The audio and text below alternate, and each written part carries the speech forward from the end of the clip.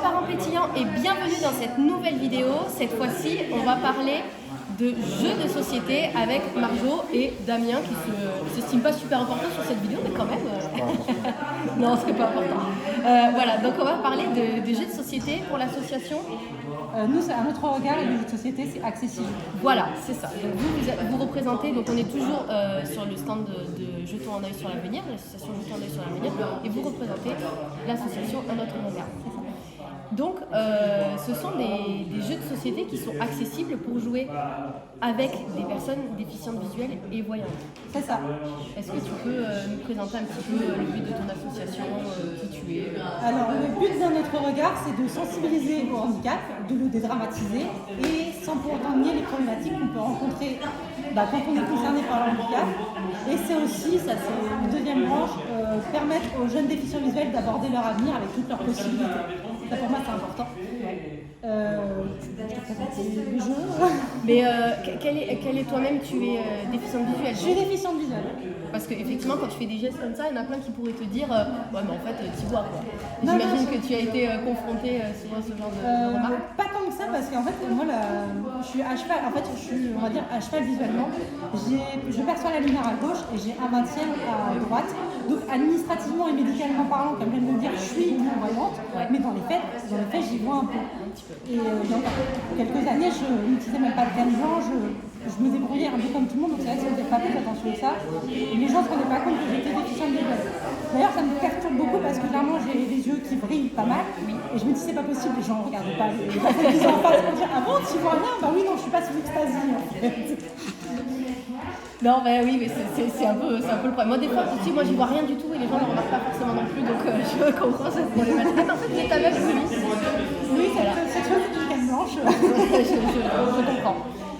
Ok, donc vous avez 3 jeux présents sur ce stand, par lequel tu voudrais commencer? On va faire de gauche à droite, de gauche à droite. À gauche, on a Tutilix Access. Je vais essayer de prendre la boîte. Attends, est-ce que c'est dans le bon sens?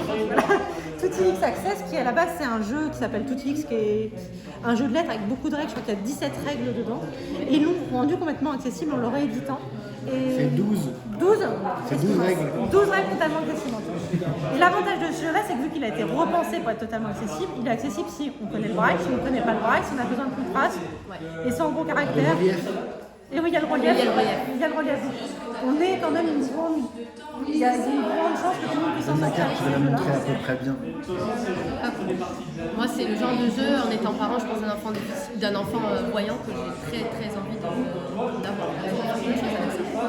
En fait, c'est ça, vu que tu as plein de règles, en fait, il y a des jeux plus ou moins compliqués comme raconter une histoire. Inventer une histoire en mettant une carte à la lettre où tu penses par un genre, un J, un jeune. Et tu trouves avec des phrases improbables qu'il faut retenir et expliquer, c'est assez drôle. Et tu as des choses un peu plus compliquées. Mais je t'avoue que sinon, on s'arrête à la règle, raconter une histoire parce que. C'est la plus simple. C'est la plus simple à mettre en place, c'est la plus drôle. Ouais, voilà, c'est ça. Et celui qui se dépose le plus rapidement de ses cartes, gagne. Eh ben, il gagne. Ça c'est drôle. Ensuite on a Sushigo qui est à la base un jeu pareil venu dans le commerce Donne-moi la boîte. pour le public voyant. Comment quand je dis voyant parce qu'il a la particularité d'être assez mignon visuellement. Et Accessi Jeux l'a rendu accessible. Ils achètent des jeux du commerce. Ils perforent la carte en haut à gauche parce que quand on ne voit pas pour la bien dans le bon sens, c'est la base. Tout à fait. Et il y a des petits pictogrammes qui va représenter ce qu'il y a sur la carte. Ça peut être des maquis, des baguettes, des raviolis, etc. Des sushis, enfin il y a tout. Ouais, c'est un jeu de bouffe. Et en fonction de où est placé le pictogramme, il va y avoir 1 point, 2, 3 points. Okay. Et c'est un jeu de cartes que moi j'aime bien en soirée parce qu'en fait on n'a pas tout le temps le même paquet de cartes. Et oui, on se le passe, ça tourne. Du coup, le but c'est de faire des crasses aux voisins quand même en prenant les meilleures cartes, les baguettes toutes pourries. Évidemment. Et le troisième jeu qui est à notre droite, c'est Nyctophobia. Qui est accessible pour les enfants et les adultes. Il y a 2 histoires. Oui, en fait c'est un jeu qui a été inventé par un papa qui avait des enfants déficients visuels, donc il a quand même joué avec ses enfants. Dans la version pour adultes, on est des gens perdus en forêt, on essaye d'échapper à un psychopathe. Dans la version pour enfants, on doit échapper à un magicien dans une forêt. C'est quand même plus mignon. C'est quand même plus joli. Ouais. Sauf pour les parents déficients visuels, faites attention, sur la boîte il y a une hache avec du sang. Ouais, faut pas se laisser avoir. Ouais, faut pas se laisser avoir, effectivement. c'est un bon truc à dire. Et ce jeu, par contre, il se joue avec un maître du jeu voyant parce que les cartes, il y a écrit en noir dessus. Donc techniquement, avec une OCR, c'est possible, mais l'OCR... Attends, on va traduire. Noir, donc c'est l'écriture pour les voyants, c'est votre écriture, et OCR? OCR, c'est la reconnaissance de caractère. Voilà. Mais ça implique de pouvoir viser la carte un minimum, donc c'est pas non plus la solution accessible à tous. Mais sachant qu'avec une règle, en fonction des caractéristiques qu'on choisit son personnage, il faut juste la retenir, ça fait bien longtemps, on la retient. Ça s'arrête là, ça c'est assez simple. Avec le plateau. Et tout se joue au tactile en fait. Le plateau représente une forêt. Nos personnages, c'est des petits pions avec chacun une texture différente sur le dessus, donc on peut retrouver notre pion. Et il faut se repérer, retrouver la voiture pour échapper à ce fameux psychopathe, qui lui aussi se déplace dans la forêt. On peut lui envoyer des petits cailloux pour se détendre le voyage. Et t'as pas précisé que si les joueurs sont voyants, ils peuvent utiliser ces lunettes-là qui sont totalement opaques, qui empêchent complètement de voir la lumière. Attends, je t'en donne une. Et qui permet Tu vois encore moins? et qui permet en fait de simuler un petit peu ce que pourrait voir un non-voyant. Enfin, que pourrait ne pas voir un non-voyant, plutôt, oui, on est d'accord. Ce qui, je le trouve très intéressant parce que ça permet aussi de montrer un petit peu à des personnes voyantes comment jouer à un jeu en étant non-voyant. C'est ça qui est pas mal. Puis il y a un tueur en série, on aime bien les tueurs en série. Waouh, c'est vrai. C'est vrai, mais moi-même je regarde plein de séries sur des différentes séries, donc on va pas dire le contraire. Voilà.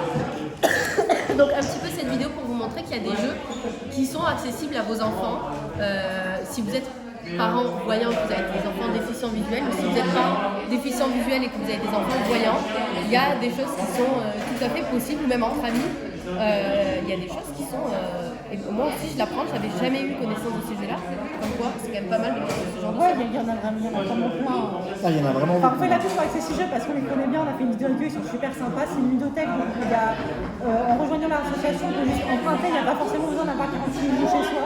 Ouais. Parce que c'est un peu la problématique chez nous, c'est le grand débat, est-ce qu'on achète des jeux ou pas, parce qu'il n'y a plus de place pour les stocker. Et ouais, d'accord. Mais du coup, à l'échelle d'une ludothèque, il y a moyen de les échanger, ça passe par la poste. Ils en ont vraiment pas mal Pour d'accessibles. pour tous les jeux. Il y a même un loup-garou accessible. Moi, je maintiens le loup-garou qui est très connu comme jeu de société. Ils l'ont rendu accessible. Et ça, c'est avec une voix qui est en plus très badass.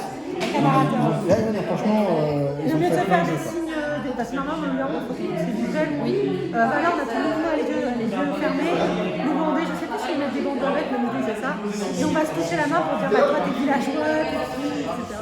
Ah oui, c'est sympa. Donc, je mettrai bien évidemment tous les liens en commentaire ou en barre d'infos selon où tu regardes cette vidéo pour que tu aies les informations sur l'association À Notre Regard et l'association Accessi Jeux. Marjo, je me permets de te demander, comme un petit peu à tout le monde dans ces vidéos, si tu avais un conseil pour des parents d'enfants déficients visuels, qu'est-ce que ça serait ici et maintenant? Ça tombe bien parce que hier j'ai fait une intervention sur l'autonomie post-bac et personnelle et je suis revenue un peu quand j'étais plus jeune et ce qui pour moi a posé problème avec mes parents. C'est pas pour autant que jette la pierre à mes parents, on s'entend, hein. Le parent parfait n'existe pas, tout à fait. d'accord. Mais n'hésitez pas à laisser de la liberté à vos enfants et qu'ils fassent leur expérience. Ils sont déficients visuels, oui ils vont se cogner, ils vont tomber, ils vont peut-être se perdre en bus la première fois qu'ils vont le prendre. En soi ça sert à rien de le dramatiser, c'est pas grave.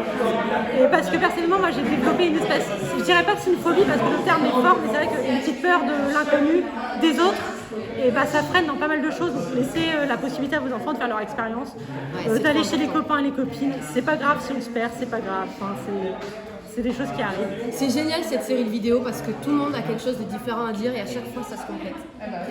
Et ça me fait plaisir d'avoir d'autres points de vue qui ne sont pas forcément le mien et qui rentrent quand même en jeu, qui rentrent en lien avec tout ce que je peux dire au quotidien. Laissez vos enfants vous paumer, laissez vos enfants vivre leurs propres échecs, laissez vos enfants rêver de l'inaccessible et tout est possible en fait. On peut tout faire, on peut jouer avec un enfant, même ado, déficient visuel, on peut trouver plein d'activités, de choses à faire, tout est possible. On peut être autonome, épanoui en étant déficient visuel, c'est pas un problème. Damien, est-ce que tu as envie d'ajouter quelque chose? Parce que tu as quand même été super utile pour montrer les boîtes et compagnie. Oui, mais je suis là pour montrer les boîtes et compagnie justement. Non, j'ai rien à rajouter, merci. Non, c'est déjà. bon. Avec Quand grand même. plaisir. Si je peux rajouter un truc pour les parents, au mieux de dire non, si on apprenait à trouver des solutions pour permettre aux enfants de faire des choses. Ça c'est pas mal, hein. Non mais c'est pour ça que c'est elle qui parle. Hein. Moi je dis merci au caméraman. Oui, Il est fou, hein, le Je caméraman. crois que tu nous as trouvé encore le titre de la vidéo. Tout à l'heure, Emmanuel nous a fait pareil. Donc, merci. Et écoute, je vous remercie à tous les deux pour cette petite interview. Et chers parents pétillants, je vous souhaite une pétillante journée. Bye bye. Au revoir.